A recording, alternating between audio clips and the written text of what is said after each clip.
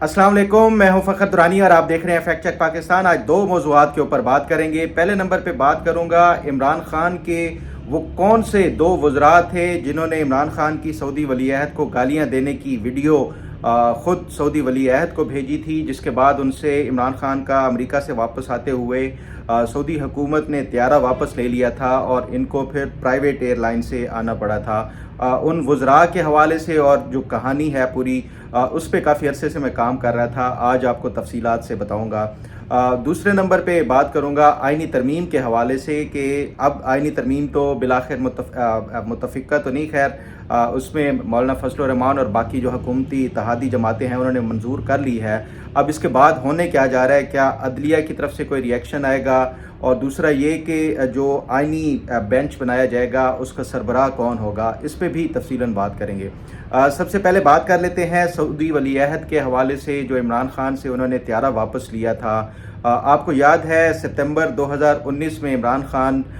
UN की general assembly से खिताब करने के लिए यहाँ से पाकिस्तान से जब वो गए अमेरिका के लिए न्यूयॉर्क, तो उसमें सऊदी गवर्नमेंट की तरफ से और सऊदी क्राउन प्रिंस जो थे वली अहद शहजादा मोहम्मद बिन सलमान, उन्होंने इमरान खान को अपना जो प्राइवेट जेट था वो भेजा कि वो बजाय इसके कि किसी कमर्शियल एयरलाइन की वो इस प्राइवेट जेट के ज़रिए यूएन जनरल असम्बली के ख़िताब से वहाँ पे जाके ख़िताब कर सकें। तो उसके बाद इमरान खान गए तो सऊदी जो ये प्राइवेट जेट था उसके ऊपर गए थे, लेकिन वापसी के ऊपर आपको याद होगा कि ये मीडिया के ऊपर ख़बरें चली थी कि सऊदी जो क्राउन प्रिंस है उन्होंने स्नब किया इमरान खान को, और फिर उसके बाद ये फ़ैसला किया गया कि दौरान परवाज़ उनका त्यारा वापस मोड़ के न्यूयॉर्क से उनको जो है वो इमरान खान को उतार के फिर इमरान खान को प्राइवेट एयरलाइन या कमर्शियल एयरलाइन से वापस आना पड़ा था। ये उस टाइम मीडिया में थोड़ी बहुत खबर चली थी, फिर उसके बाद ये बिल्कुल ही दबा दी गई थी। ये जो मामला था ये दरअसल था क्या, मैं इस हवाले से काफ़ी अरसे से वो कर रहा था, काम कर रहा था। फिर अभी पिछले दिनों कोई जो मेरे एक कोलीग हैं इरशाद भट्टी, उन्होंने इस हवाले से बात की, तो फिर ये दोबारा से एक दफ़ा ख़बर जो है वो मेरे जहन में आई कि ये इस हवाले से तहकीकात करूं कि कौन कौन से वो वज़रा थे जिन्होंने जिनके साथ मिल के इमरान खान ने सऊदी क्राउन प्रिंस को मोहम्मद बिन सलमान को गालियां दी थी, और वो फिर दूसरे वो वज़रा कौन से थे जिन्होंने ये तमाम जो इमरान खान की गालियां देने वाली वीडियो थी वो बना के बाकायदा सऊदी क्राउन प्रिंस को दी, और उसके बाद सऊदी क्राउन प्रिंस ने ऑर्डर्स जारी किए थे कि ये जो त्यारा था सऊदी गवर्नमेंट की तरफ से वो वापस इमरान खान को उतार के न्यूयॉर्क, और उसके बाद फिर कमर्शियल प्लेन पे इनको या जैसे भी वो आए, लेकिन ये सऊदी गवर्नमेंट का जो त्यारा है वो वापस लिया जाए। तो इस पे मैंने काफ़ी दिनों से ये कर रहा था। फिर क्योंकि दरमियान में ये आइनी तरमीम वाला मामला आ गया, तो मैंने सोचा कि जब ये मुकम्मल हो जाएगा तो उसके बाद ये ख़बर आपके साथ ज़रूर शेयर करूँगा कि वो कौन कौन से वज़रा थे जिन्होंने ये इमरान खान के हवाले से वो किया था। तो जो मेरी इतलात हैं इस हवाले से, और इमरान खान ने ये अपने काफ़ी करीबी लोगों को भी बताया था, उनमें से एक मुझे उससे फिर मैंने रब्ता किया और पूछा कि ये कौन कौन से वज़रा थे। मामला दरअसल यूँ है कि इमरान खान जब ये न्यूयॉर्क गए हुए थे तो उस दौरान एक डिस्कशन जारी हुई आपस में ही, जब ये इनकी कैबिनेट के वो बैठे थे कि जो सऊदी क्राउन प्रिंस के हवाले से उस दौरान इमरान खान ने कोई सऊदी क्राउन प्रिंस को कोई गालियाँ या नाजेबा अल्फाज इस्तेमाल किए। जिन दो वज़रा के साथ बैठे थे मैंने इस हवाले से पूछा, तो जो मेरे ज़राए हैं वो ये बताते हैं कि ये दो वज़रा वो थे जो प्रो ईरान समझे जाते थे इमरान खान की गवर्नमेंट में। अब ये आपके इल्म में भी होगा कि ये प्रो ईरान कौन कौन से वज़रा समझे जाते थे इमरान खान की गवर्नमेंट में। मैंने क्योंकि इनको वर्शन के लिए भी वो भेजा, लेकिन उसका कोई जवाब नहीं आया, इसलिए बाकायदा मैं नाम नहीं दे सकता, लेकिन आपको जो एक हिंट बता दिया है कि प्रो ईरान जो इमरान खान की काबीना में समझे जाते थे, उन दो वज़रा के साथ इमरान खान ने सऊदी क्राउन प्रिंस को गालियां दी। अच्छा, उसमें जो ये जब ये इमरान खान गालियां दे रहे थे तो उसकी वीडियो भी बनाई जा रही थी। जो वीडियो बनाई गई थी उसकी बाकायदा फिर मेरे जो सोर्स हैं वो ये बताते हैं कि उसकी बाकायदा ना सिर्फ ये कि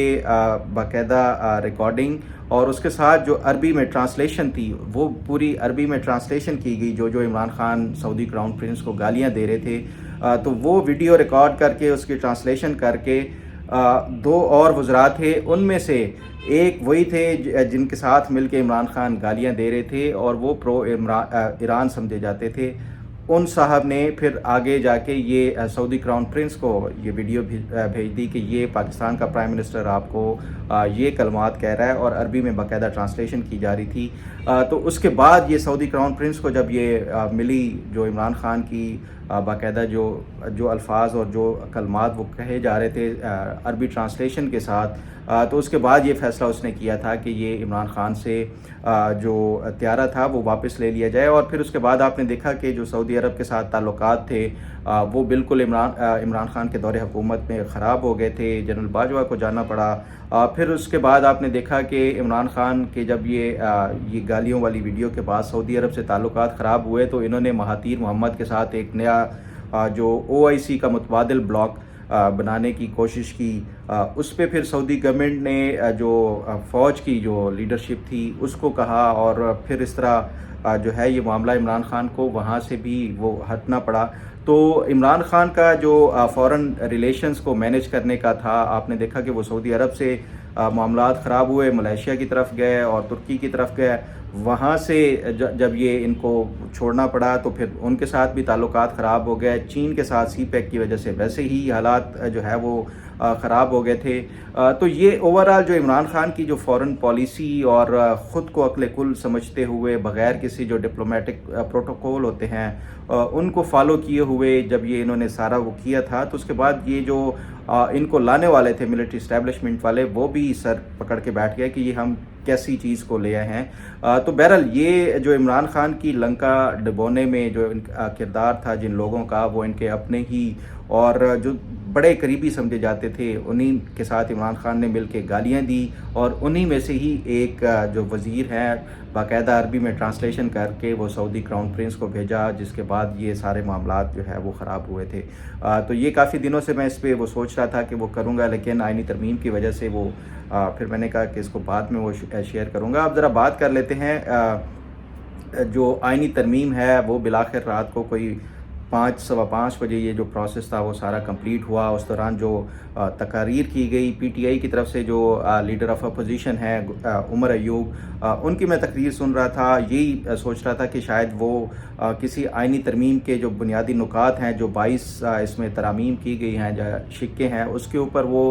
शिक बाई शिक वो करेंगे, उसके ऊपर एतराज़ करेंगे और बताएंगे कि ये शिक क्यों अदलिया के ऊपर आज़ादी, जो अदलिया की आज़ादी के ऊपर हमला है, या ये क्यों वो की गई है। उसकी बजाय उन्होंने कोई आधे घंटे से ज़्यादा जो तकरीर की वो इर्रेलेवेंट, और वो सारा जो एक पूरा जो एक कहानी थी वो उन्होंने वो शुरू की कि हमारे लोगों को उठाया गया, हमारे साथ ये हुआ, हमारे साथ वो हुआ। तो उसके बाद फिर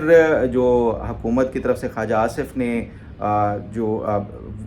बयान दिया या तकरीर की वहाँ पे कौमी असम्बली में, और फिर उन्होंने बताया कि किस तरह जो आपकी जो असम्बली थी वो तो सारी कंट्रोल ही उस टाइम एक ISI के कर्नल के ज़रिए होती थी, इवन एजेंडा तक वो फाइनल करके देते थे। फिर उन्होंने एक वाक़या बताया कि असद कैसर जो स्पीकर थे उनके घर में मुलाकात हुई, तो वो हमारी जो मुलाकात के दौरान ISI के 4 अफसरान हमारी निगरानी के लिए बाहर बैठे रहे। बहरहाल ये जो एक ये एक्सपेक्ट किया जा रहा था कि शायद अपोजिशन की तरफ से इस आइनी तरमीम के ख़िलाफ़ लीगल पॉइंट्स रेज़ किए जाएंगे कि क्यों ये जो है वो गैर आइनी है या गलत है। ऐसा कुछ नहीं कहा गया। बैरिस्टर गोहर जो कि ख़ुद वकील और बड़े अच्छे वकील समझे जाते हैं, उनकी तरफ से भी किसी नुक्ते के ऊपर आइनी तरमीम के वो नहीं एतराज़ उठाया गया, बल्कि वही पॉलिटिकल जो पॉइंट स्कोरिंग थी वो उन्होंने किया कि ये अदलिया की आज़ादी के ऊपर हमला किया जा रहा है इस हुकूमत की तरफ से। तो उस पर फिर मौलाना फजल रहमान ने एक बड़ा, जो मैं समझता हूँ कि एक लॉजिकल एक जो बात की, वो ये कहते हैं कि जब से ये आइनी तरमीम के हवाले से हुकूमत ने पहला ड्राफ्ट हमें दिखाया था, उस दिन से लेके यानी 14-15 सितंबर से लेके ये आज 20 अक्टूबर तक तमाम तर जितना भी बातचीत होती रही हुकूमत के साथ, जो जो आइनी तरमीम के पॉइंट्स डिस्कस होते रहे और जो जो पॉइंट्स फाइनलाइज होते रहे, PTI को वो सारा ऑन बोर्ड रखते रहे, वो सारा कुछ बताते रहे, उनकी मुशावरत भी की, उनसे इनपुट भी ली, सारा जो मामलात थे वो हुए। और उसके बाद वो कहते हैं कि क्योंकि PTI की लीडरशिप की तरफ से ये फैसला था कि वो इसको पॉलिटिकल रीज़न की वजह से वो नहीं कर सकते, جو اس کے انڈورس نہیں کر سکتے، اس لیے ہم اس کا بائیکاٹ کریں گے۔ تو اس سے یہ ظاہر ہوتا ہے کہ پی ٹی آئی یہ جو آئینی ترمیم تھی اس کی جو قیادت جو کہ اس مذاکرات میں شامل تھی، وہ نہ صرف یہ کہ متفق تھی ان جو آئینی ترمیم کے حوالے سے، لیکن سیاسی مقاصد کی وجہ سے وہ اس کے حق میں ووٹ نہیں دے سکتی تھی۔ لیکن اس کے بعد پھر اب سوال یہ ہے کہ کیا یہ جو آئینی ترمیم اب منظور ہو گئی ہے اس کا آگے کیا ہونے جا رہا ہے؟ کیا یہ پی ٹی آئی کی طرف سے کوئی چیلنج کیا جائے گا، یا پھر جو ماضی میں بھی ہم نے دیکھا ہے کہ ججز کی اپنی طرف سے ایک فرمائشی پٹیشنز دائر ہو جاتی ہیں، اس آئینی ترمیم ہو یا کوئی بھی قانون کے حوالے سے ہو، اس کو چیلنج جب کرنا ہوتا ہے یا عدالت نے اسٹرائک ڈاؤن کرنا ہوتا ہے تو پھر یہ فرمائشی پٹیشنز دائر کی جاتی ہیں۔ اب کیا یہ اس کے خلاف بھی کوئی پٹیشن دائر ہوگی یا نہیں ہوگی؟ تو اس میں تو 100% جو ہے یہ چانسز کیا بلکہ کہ یہ آئینی ترمیم کو چیلنج کیا جائے گا۔ اب دیکھنا صرف یہ ہے کہ کوئی فرمائشی پٹیشنر اس کو پٹیشن دائر کرتا ہے یا پی ٹی آئی کرتا ہے۔ پی ٹی آئی کا ویسے لاجیکلی اگر دیکھا جائے تو یہ بنتا اس لیے نہیں ہے کیونکہ وہ سارے اس پروسیس میں صرف ووٹ دینے کے علاوہ سارے اس پروسیس میں شامل تھے، اور ان کی رضامندی اس صورت میں دیکھ لیں کہ وہ اگر انہوں نے نہیں کرنا تھا یا کسی صورت بھی قبول نہیں تھا تو وہ اس مذاکرات میں اور یہ پورا جو مولانا فضل الرحمان کے ساتھ مل کے 1 مہینے کی جو ایکسرسائز کی گئی اس میں شامل ہی نہ ہوتے۔ تو اس میں اگر سیاسی اس کے اوپر دیکھا جائے تو پی ٹی آئی کا چیلنج کرنا نہیں بنتا، لیکن یہ پی ٹی آئی وہ جو ہم جو عام آدمی یا جو بھی صحافی ہو کوئی بھی ایکسپیکٹ کر رہا ہوتا ہے، پی ٹی آئی بالکل اس کے الٹ کرتی ہے۔ تو چانسز یہی ہیں کہ پی ٹی آئی کی طرف سے بھی کوئی پٹیشن دائر کی جا سکتی ہے۔ آج جو ایک امپورٹنٹ جو ڈیولپمنٹ ہوئی وہ جسٹس منصور علی شاہ اور جسٹس عائشہ ملک ایک بینچ میں تھے، جو کہ کمپٹیشن کمیشن آف پاکستان کے حوالے سے کوئی کیس تھا، اس میں انہوں نے جو ریمارکس دیے اس آئینی ترمیم کے حوالے سے۔ اٹارنی جنرل کا پوچھا کہ وہ کیوں نہیں آئے، تو پھر اس کے بعد جب یہ ڈپٹی اٹارنی جنرل نے بتایا کہ وہ مصروف تھے آئینی ترمیم کے حوالے سے، تو اس کے بعد پھر انہوں نے کہا کہ اب تو مصروفیت ختم ہو جانی چاہیے۔ پھر کانسٹیٹیوشنل بینچ کے حوالے سے کچھ انہوں نے بڑی زومانی سی باتیں کی جسٹس منصور علی شاہ نے، اور اس کے ساتھ ساتھ جو باقی جسٹس عائشہ ملک نے کہ اب تو آئینی بینچ جانے اور پتہ نہیں کیا۔ تو اس سے یہ اب ظاہر ہو رہا ہے کہ جو ججز ہیں وہ اس حوالے سے ضرور سوچ رہے ہیں آئینی ترمیم کے حوالے سے۔ آج پھر 17 جو رکنی پورا فل کورٹ ہے سپریم کورٹ کا، ان کا سنا ہے کہ اجلاس بھی ہوا یا میٹنگ غیر ایک جو ہے وہ انآفیشیل میٹنگ بھی ہوئی ہے۔ اب اس میں کیا یہ طے کیا جاتا ہے کہ اس آئینی ترمیم کے حوالے سے عدلیہ کی طرف سے کیا ری ایکشن آئے گا، کسی پٹیشن کے ذریعے اس کو چیلنج کر کے کہ یہ آئین کا جو بنیادی سٹرکچر ہے اس کے خلاف ہے، یا جو آئین کے اس میں چیلنج کرنے کے حوالے سے ہوتا ہے کہ بنیادی حقوق کے خلاف تو نہیں ہے۔ ان 2 پوائنٹس کے اوپر وہ چیلنج کیا جا سکتا ہے۔ اب دیکھنا یہ ہے کہ سپریم کورٹ کس بنیاد کے اوپر اس کو ٹیک اپ کرتی ہے، کہ کیا یہ عدلیہ کی آزادی کے اوپر حملہ ہے اس کو بنیاد بنا کے کرتی ہے۔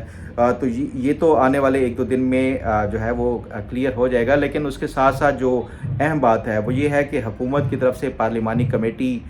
بنانی ہے، اور جس نے یہ چیف جسٹس کے جو 3 رکنی جو پینل ہے اس میں سے فائنلائز کر کے صدر کو بھیجی جائے گی سمری۔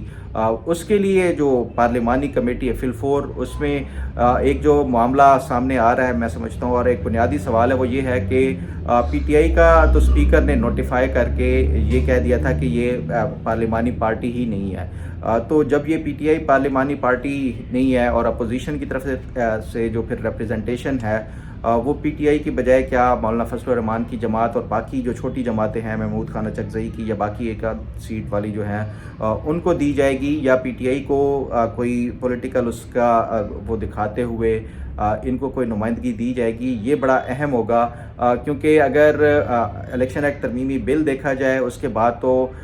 جو ریزرو سیٹوں والا جو معاملہ تھا وہ تو ویسے ہی وہ ہو جاتا ہے، ڈائلیوٹ ہو جاتا ہے، اور پی ٹی آئی پارلیمان میں اس کی موجودگی نہیں ہے۔ تو پھر اس کی بنیاد کے اوپر یہ جو نمائندگی ہوگی، کیا حکومت کی یہ جو متناسب جو پروپورشنل ریپریزنٹیشن کی بنیاد کے اوپر 2/3 جو ہے وہ ویسے ہی حکومتی جو حکمران اتحاد ہے اس کا بن جائے گا، تو اس کی بنیاد کے اوپر حکومت جو اپنی مرضی کا چیف جسٹس لگانا چاہے گی وہ لگا دے گی۔ جو میری اطلاعات اب اس میں ویریفائی نہیں کر سکا، لیکن کنفرمیشن اس پہ جو ہے وہ نہیں ہو سکی، یہی ہے کہ حکومت جو چیف جسٹس کے لیے ہے وہ جسٹس یحییٰ آفریدی کا نام اور جو آئینی بینچ کے لیے جو ہے وہ جسٹس امین الدین خان کا نام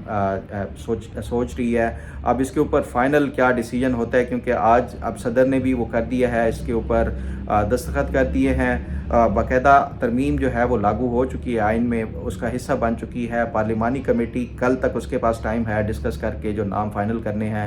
اس پہ جو مزید اپڈیٹ اور انفارمیشن ہوگی، اور یہ بھی بڑا اہم ہوگا کہ اس پارلیمانی کمیٹی کے اراکین کون کون سے ہوتے ہیں جنہوں نے چیف جسٹس کی جو تعیناتی یا نام فائنل کرنا ہے وہ اس کے حوالے سے فیصلہ کرنا ہے. یہ بڑا اہم ہوگا. اس پہ جو بھی مزید اپڈیٹ اور انفارمیشن ہوگی وہ میں آپ کے ساتھ ضرور شیئر کروں گا لمحہ بلمحہ جو بھی اس حوالے سے جو ہوگی. تو امید ہے آپ کو آج کا پروگرام بھی پسند آئے گا. اللہ تعالیٰ آپ کا حامی و ناصر ہو. اللہ حافظ.